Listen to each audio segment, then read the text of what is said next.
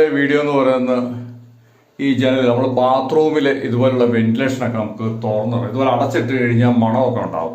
അതിനുവേണ്ടി മുകളിൽ ഇതുപോലെ ഉണ്ടേ പോലും അത് പോരാ, അല്ല എക്സ്പോസ് ഫാനും വേണം. അതില്ല എന്നുണ്ടെങ്കിൽ നമ്മൾ എന്ത് ചെയ്യണം, ഇത് നമ്മളൊരു ഓപ്പൺ ആക്കണം. ഇതിന് വേണ്ടിയിട്ട് ഇതിൽ പല്ലി, വണ്ട്, പൂച്ച അങ്ങനെയുള്ള സാധനങ്ങൾ, പാമ്പൊക്കെ കയറി വരാണ്ടിരിക്കാൻ വേണ്ടിയിട്ട് ഒരു ഗ്രില്ല് പിടിപ്പിക്കാൻ പോവുകയാണ്.